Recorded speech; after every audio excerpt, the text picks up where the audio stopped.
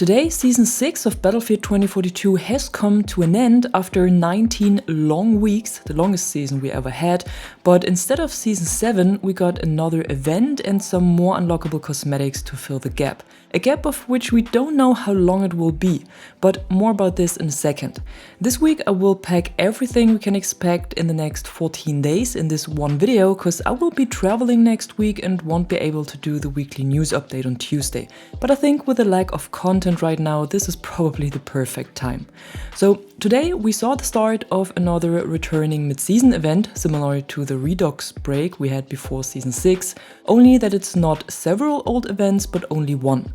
This will run for 2 weeks until March 5th and brings back the Arkangel Directive of Season 5. I know these returning events are not everyone's favorite, but I think it's better than nothing, and for the ones who missed out on the original event, it's a chance to unlock some of the cosmetics or get the bundle from the store. So as usual, you can find a new tile on the start screen with an overview of the event mode and the unlockable cosmetics. The mode connected to the event is Control, the well-known objective-based mode where you have to capture and hold transmitters to upload data to satellites and collect ascension points to call in vehicles for your team. It will be available in both weeks and the mode won't change this time. What's new though is that Control is available on 2 more maps, so in addition to Reclaimed, Orbital, Valparaiso and Arica Arbor, we can now play on Discarded and Breakaway as well. As rewards, you can unlock 3 items for each week, so it's different from the Year of the Dragon event where the rewards were available for both weeks. And the first set comes with a player card tag that can be unlocked with 10 ribbons, a 1 hour XP boost for 30 ribbons, and a weapon skin for the Avances LMG for 60 ribbons. Next week you can then unlock a weapon charm for 10 ribbons, another XP boost for 30 ribbons, and a weapon skin for the PBX for 60 ribbons. As usual, you can earn ribbons on all official game modes, so everything that is linked on the start page will count, but the private servers over on Portal won't. You can even play solo matches against AI to unlock the cosmetics, but also only the official ones at the Conquest and Breakthrough tabs. Over at the item store, you can now find 3 new bundles for the event. The first one is the Ascendant Warrior bundle for 1750 coins that comes with a legendary specialist set for Blasco, weapon skins for the SFAR and SWS, a vehicle skin for the Wildcat and a 3-hour XP boost. The second bundle is called Ascendant Weapon, costs 1400 coins and includes the 2 weapon skins for the PBX and Avances, as well as the weapon charm and player card tag that can be unlocked by earning ribbons. And the third bundle is everything combined. So similar to the Year of the Dragon event, the cosmetics we can unlock with ribbons are also part of the store bundles, only that they are all in one bundle this time, which means you can either unlock them by playing or buy all of them with the Ascendant Weapon bundle, whatever you prefer. As for the complete Arkangel bundle, it also means that when you unlock these cosmetics with ribbons, the bundle will get a lot cheaper. All of the store bundles will be available for 2 weeks, but the unlockable cosmetics will change next week, so be sure to unlock them during the next 7 days if you like them. In addition, there is a 50% discount on the Wild Raw bundle that includes vehicle skins for the T-28 and Hannibal, a weapon skin for the AK-24 alongside a universal weapon skin, and a player card. Free items are not available in the store this week. In the second week of the event, we can also expect to see another double XP weekend that will run from March 1st to the 4th, but I will try to give you a quick reminder in the community tab of the channel once it has started. And with today, we also saw the end of Season 6, the longest season we ever had in Battlefield 2042, 19 weeks, 3 events, the slowest battle pass progression, and still no news about Season 7 in sight.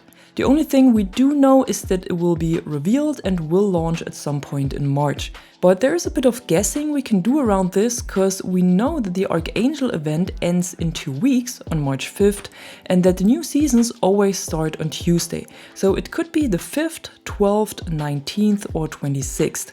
I personally don't think it will be the 5th, cause if that would be the case, I'm sure we would have heard anything already, maybe a teaser, maybe a little leak, but right now there's nothing and it's basically weekly radio silence when it comes to this topic. So I assume it's either the 12th or the 19th, because I don't think they will wait until the very end of March to start the season.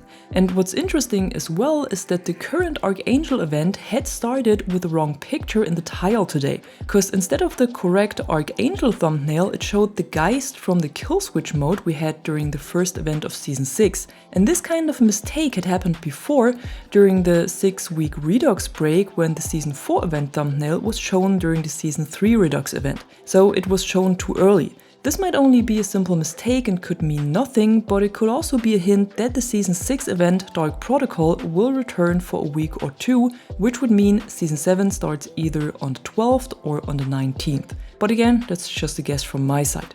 We also don't have any info on the content the new season will have, except for that one map screenshot we got a few weeks ago and the 2 map sections that were lying on the table in front of Ryan MacArthur when he announced Season 7 back in December. So the only thing we know for sure is that the season will have 2 new maps instead of only 1, and we roughly know the locations for them. One seems to be somewhere in the Middle East and the other one in South America. And that's also the one that we can pin down a bit more exactly simply by the screenshot of it. I've already talked about this a while back when the screenshot was released, but I just want to bring it up again as a little summary. So the map seems to be located in San Pedro de Atacama in Chile, because that's what the sign on the wall says, and there are Chilean flags between the buildings. If you are a veteran of the Battlefield series, you might remember Atacama Desert, a map from Bad Company 2, which might mean that the new map is either heavily inspired by this classic or it is a remake of it. Because what can be found on the wall as well is a drawing that looks like the Bad Company grenade. However, next to it are a few words in Spanish that say Son el Diablo, which means they are the devil, and Tenemos regalos para ti, which translates to we have gifts for you. I'm sorry if I butchered the language there. Whatever that means. But what's also interesting is the logo on the wall, because that's the Pan-Asian Coalition logo, a fictional military alliance of different Asian countries that first appeared in Battlefield 2142 as opponent of the European Union. And that's actually an interesting detail, because it might confirm that we will go further towards the storyline of 2142 with 2042, and maybe even with the next title of the series.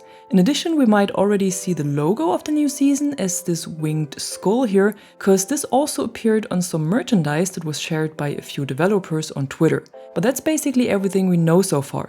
On the roadmap we got a few weeks ago, there was also another update mentioned, which is 6.4, and when looking at the time frames, one could assume the update was supposed to drop today, on February 20th. But apparently it didn't, and when asked about it, community manager Kevin Johnson clarified on Twitter that this overview was not supposed to show the exact date for the update, but only a time frame within which we can expect to see it. So if you're wondering where it is or when it will drop, it will happen at some point during the next 2 weeks, just not today. The update is supposed to add changes and improvements to matchmaking, persistent servers, aircraft impact behavior, and vehicle gunner HUD, and I'll let you know when it will be released once we got any more details about it.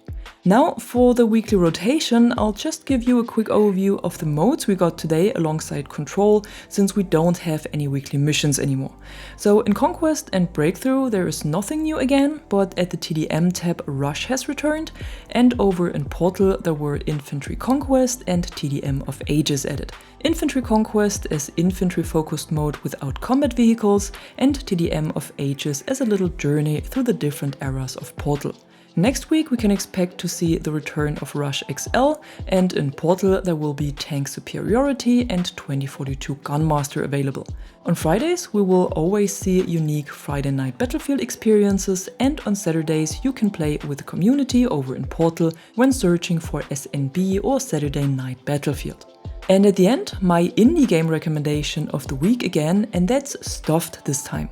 Stuffed is pretty similar to the old Call of Duty Zombies, only that you take on the role of a teddy bear and your mission is to protect a girl's bedroom from nightmares. These come in different shapes and sizes, from a harmless looking gnome to a large black guy with a lot of strength and health, and with every kill you do, you earn points that can be used to open doors and extend the map, or to buy more powerful weapons and gadgets or upgrades like increased health, higher ammo capacity, or a repair tool. Every night you have to defeat 10 waves of enemies that are getting stronger and stronger, and once a night is done, you will be transported to the next one on a new procedurally generated map. And even though I'm not the biggest fan of these kind of games, I gotta say that Stuffed is really addictive. Maybe because of the different setting, maybe because it still keeps the strategic aspect of the zombies mode, or simply because it's fun to run around with self-made weapons that range from a popcorn grenade to a jelly bean shotgun. You can also customize your weapons and your furry soldier if you want to, but all skins can only be purchased with in-game currency that is earned while playing, so there are no microtransactions. Stuffed is available for PC on Steam and for all consoles, including Nintendo Switch, and can be played alone or in co-op with up to 4 players. And especially when playing with friends, it's loads of fun. So I can definitely recommend to check it out if you like games like this. Link to the Steam page is in the description below. And that was it for today, your weekly overview of what's going on in and around Battlefield 2042 at the moment. And if you enjoyed this video, don't forget to drop a like or a comment below and subscribe to the channel for more content like this. Until then, thanks for watching and thanks to my members for the additional support. I'm the Catwoman and you are awesome.